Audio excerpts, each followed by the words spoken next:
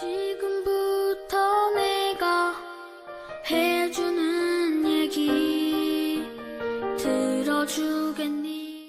할렐루야. 10월 12일 화요일 새벽입니다. 나의 입술의 모든 말과 찬양하겠습니다. 나의 입술의 모든 말과 나의 마음의 묵상이 주께 연락되기를 원하네. 생명이 되신 주, 반석이 되신 주, 나의 입술의 모든 말과 나의 마음의 묵상이 주께 연락되기를 원하네. 오늘 하나님께서 주신 은혜의 말씀은 구약성경 욥기서 6장 말씀 되겠습니다. 6장 1절부터 30절까지 말씀 중에서 25절 한 절만 봉독해 드리겠습니다. 옳은 말이 어찌 그리 고통스러운고 너희의 책망은 무엇을 책망함이냐. 아멘. 오늘은 옳은 말이 어찌 그리 고통스러운고, 옳은 말이 어찌 그리 고통스러운고 라는 제목으로 하나님 말씀을 상고하겠습니다. 오늘 제목으로 삼은 이 말, 옳은 말이 어찌 그리 고통스러운고 라는 말은 욥의 이야기입니다. 이상한 말처럼 들리죠. 옳은 말이 고통스럽다니. 그러나 욥이 한 이 말은 누구나 한 번쯤은 그 이상 겪어봤을 상황에 대한 표현입니다. 아주 간단한 예를 들어서 이런 예를 들 수가 있겠죠. 어린 누나가 있는데 어린 동생을 아주 잘해 주려고 참 노력하는 착한 누나예요. 근데 이 남동생이 좀 못됐어요. 그래서 누나를 괴롭히고 골탕 먹이고 아무도 없는 데서 또 힘들게 하고 그럽니다. 그래서 참다가 엄마에게 이제 동생의 그 악행을 일러 버렸죠. 그랬더니 엄마가 하는 말이 동생을 사랑하지 않는다고, 우애가 깊어야지 동생을 그렇게 미워하고 동생에 대해서 나쁜 말 하면 되겠냐고 이렇게 혼을 내는 거예요. 그때 이 누나의 마음 어땠을까요? 어머니의 말씀이 옳은 말씀이지만 그것이 이 어린 누나의 마음에는 큰 상처가 될 수도 있겠죠. 비단 이런 예뿐이 아니라 우리가 살면서 참 내 마음과 다른 바른 말이지만 내 마음을 전혀 알아주지 못하고 하는 이야기들을 우리가 종종 듣게 되는데 그때 참 마음이 많이 아프죠. 자식에게 이런 일을 당할 수도 있고 또 친구들에게 그런 일도 당할 수도 있죠. 상사에게 그런 일을 당할 수도 있고. 그런데 욥은 자신을 위로하려 먼 곳에서 온 정말 사랑했던 그 친구들에게 이런 일을 당한 것입니다.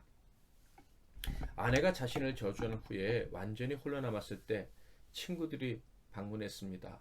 아마 위로가 되었을 거예요. 그들이 자신을 위해 울어줄 때 같이 울 힘이 욥에게 남아 있었는지는 모르겠지만 그래도 인간이니까 조금은 위로가 되었을 것 같습니다. 그런데 그 친구들이 열흘 동안이나 말이 없었죠. 욥은 시간이 지날수록 이 친구들이 자신을 위로하기보다는 정죄한다는 것을 느끼기 시작했습니다. 그러니까 내가 얼마나 아프고 힘들까에 대해서 생각해주는 친구라기보다는 네가 도대체 무슨 죄를 지어서 이런 큰 벌을 받았냐 라는 궁금증을 더 크게 가지고 있다는 것을 느낀 것입니다. 그러니까 친구들이 곁에 있는 그 현실이 위로가 아니라 점점 더 큰 압박감과 마음의 부담을 더 주었을 것이다. 점점 힘들고 점점 더 외롭다는 생각을 했을 것이 분명합니다. 그래서 열흘 동안 옆에서 침묵하는 친구들에게 입을 열어서 이야기를 하는데 자신의 아픔을 토로하죠. 그런데 그 반응이 기가 막힌 것이었습니다. 욥의 고통을 이해하고 같이 아파해 주기는커녕 마치 약점이나 잡았다는 듯이 고통스럽게 욥을 다그치는 말을 하기 시작한 것입니다.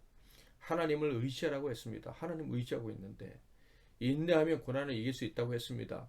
이겨낼 힘과 의지조차 가질 수 없는 완전히 망가진 몸인데, 그리고 무엇보다 내 죄악을 회개하라 합니다. 죄악이 아니라 지금 억울하게 고통을 당하고 있다고 생각을 하고 있는데, 친구들은 욥에게 그 죄를, 이 큰 벌을 받은 감춰진 죄를 자백하라, 이렇게 요구를 하는 것이었습니다. 이 말을 제일 처음 한 사람이 친구 엘리바스였죠. 엘리바스의 말은 틀린 말이 아니었지만 욥의 입장에서는 결코 받아들일 수가 없는 말이었습니다. 그가 욥에게 처음 연설을 시작한 다음에 욥을 다그쳤죠. 내 말은 옳은 말이니까 속히 내 말에 굴복해라. 신학적으로도 영적으로도 내가 다 체험해보고 연구한 후에 한 말이야. 그러니까 너 감춰진 죄악을 빨리 고백해. 이렇게 욥을 다그치는 것이었습니다. 참으로 기가 막힌 말이었죠. 특히 답을 요구하는 친구의 이 강요에 어쩔 수 없이 욥은 입을 열어서 말을 하기 시작합니다. 1절 2절 욥이 대답하여 이르되 나의 괴로움을 달아보며 나의 파멸을 저울 위에 모두 놓을 수 있다면. 이 말은 엘리바스에 대한 답변이 분명합니다. 엘리바스가 욥기 5장 2절에 보면 분노가 미련한 자를 죽이고 시기가 어리석은 자를 멸하느니라, 이렇게 얘기했거든요. 그러니까 엘리바스는 욥이 이웃에게 부당하게 분을 내고 그리고 이웃의 잘 되는 모습을 보며 시기했기 때문에 이렇게 무서운 저주가 임했다라고 말한 거예요. 완전히 편견으로 욥을 평가한 것이죠. 정죄한 것입니다. 그래서 욥이 대답을 한 거예요. 나의 괴로움을 달아봤으면 좋겠다고. 내가 도대체 얼마나 분노를 했기에 이렇게 파멸을 당하게 되었는지 내 분노의 크기를 한번 재고, 그 다음에 내가 이 당하는 고통의 크기를 재서 정말로 내가 남에게 잘못한 것에 비해서 합당하게 벌을 받는지 아닌지를 확인해 보고 싶다라고 이야기를 합니다. 그러니까 자기 자신이 얼마나 분노를 하고 잘못했는지 모르지만 그것에 대한 벌이라고 하기에는 너무 크다라고 이야기를 한 거예요. 즉 엘리바스의 말에 동의할 수 없다라고 이야기를 한 것입니다. 그러나 친구는 이 자신이 하는 말에 결코 동의하지 않는다는 것을, 오히려 더 큰 분노를 느낀다는 것을 욥이 알아차릴 수 있었죠. 그래서 이렇게 말합니다. 바다의 모래보다도 무거울 것이라. 그러므로 나의 말이 경솔하였구나. 결국 한 가지는 인정을 합니다. 친구들 앞에서 내 생일을 저주한 것이 잘못이었다라고 인정을 한 것입니다. 하나님 앞에서 내가 잘못했다라는 말이라기보다는 이해할 마음이 없는 자에게 내 마음을 꺼낸 그것이 잘못이다. 이해해 주려는 마음도 조금도 없는데 속마음만 털어놓으니 약점만 잡히게 되었구나. 이런 얘기를 한 것입니다. 그래서 이제는 단순히 자신의 고통이 얼마나 큰지에 대해서만 이야기를 합니다.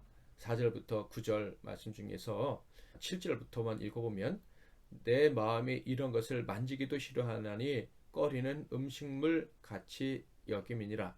나의 간구를 누가 들어줄 것이며 나의 소원을 하나님이 허락하시랴. 이는 곧 나를 멸하시기를 기뻐하사 하나님이 그의 손을 들어 나를 끊어 버리실 것이라. 하나님께 버림받은 것 같은 자신의 모습, 그래서 아무런 희망도 없는 모습, 심지어 음식에 대한 맛도 잃어버려서 이제 얼마 남지 않은 것 같은 자기의 삶, 그것을 인정하는 말을 한 것입니다. 그런데 갑자기 이어서 친구들이 가장 싫어하는 말을 하게 됩니다. 10절 그러할지라도 내가 오히려 위로를 받고 그칠 줄 모르는 고통 가운데서도 기뻐하는 것은 내가 거룩하신 이의 말씀을 거역하지 아니하였습니다. 이 말을 들은 친구들은 아주 기분이 나빴을 것 같습니다. 아주 교만하게 들렸을 거예요. 그러나 이 말은 사탄에게는 아주 치명적인 말이었겠죠. 나는 아무리 큰 고통을 당하고 친구들이 나를 이해해 주지 못하고 심지어 친구들이 나를 죄인으로 정죄하고 죄를 자백하라고 이야기하지만 나는 그럼에도 불구하고 하나님을 경외하는 마음은 포기하지 않을 것이다. 이렇게 놀라운 고백을 했기 때문입니다. 욥은 이렇게 자신이 하나님을 경외하지만 그럼에도 불구하고 인내하며 하나님께서 회복시켜 주실 날을 기다리는 것은 맞지 않는 것 같다라고 이야기를 합니다. 그 이유가 이렇습니다. 11절부터 13절. 내가 무슨 기력이 있기에 기다리겠느냐? 내 마지막이 어떠하겠기에 그저 참겠느냐? 나의 기력이 어찌 돌의 기력이 있느냐? 나의 살이 어찌 누수겠느냐? 나의 도움이 내 속에 없지 아니하냐? 나의 능력이 내게서 쫓겨나지 아니하였느냐? 자신에게 일어난 일은 명백하게 하나님께서 때리셔서 일어난 것이겠지만 그러므로 하나님께서 틀린 일을 하셨다고 할 수는 없지만 내 안에는 인내한 힘이 남아있지 않다라는 거예요. 너무 크게 맞아가지고 너무 크게 상처를 받아서 내 안에 있는 힘이 싹 다 빠졌기 때문에 인내할 수 없다라고 얘기를 하는 거예요. 하나님을 경외하는 마음을 포기할 수는 없지만 그러나 너희가 나에게 인내하면 된다라고 말할 때 아멘이라고 말할 힘은 내게 없다라고 말한 것과 같겠습니다. 그러면서 진정으로 친구들을 향한 아쉬움을 토로하지요. 낙심한 자가 비록 젖는 자를 경외하기를 저버릴지라도 그의 친구로부터 동정을 받느니라. 너희는 신앙인 신학자 이전에 고통당하고 있는 나 욥의 친구가 아니냐. 그렇다면 먼저 동정을 베풀어야 되지 않겠느냐. 신학자가 되어주기 전에 신앙인이 되어주기 전에 나를 불쌍히 여기는 친구가 되어줄 수 없느냐. 심지어 하나님을 저버리는 사람이었다 할지라도 아프면 친구로서 동정해주기 마련인데 너희들은 어떻게 나에게 인내를 요구하고 회개를 요구하느냐. 도대체 너희는 나의 친구라고 할 수 있겠느냐라고 이야기를 한 것입니다. 저는 이 모습을 보면서 욥이 이렇게 고통하면서 제 위에 앉아서 몸에 흐르는 고름을 기왓장으로 긁고 있을 때 입맛이라도 회복하셔야지 하면서 입에 미음이라도 넣어준 사람이 있었을까 하는 상상을 해봅니다. 그런 친구들이 있는데 누가 미음을 넣어준들 그게 입에 들어갔을까 하는 생각도 해봅니다. 이어서 욥은 15절과 20절에서 친구들이 올 때 기대했던 바를 이야기하고요. 그리고 이어진 21절에서 24절에서는 기대했기 때문에 실망할 수밖에 없었다라고 이야기를 합니다. 참으로 슬픈 이야기죠. 모두가 다 욥의 곁을 떠나고 아내마저 욥을 저주했을 때 그래도 믿음의 친구들이 찾아오니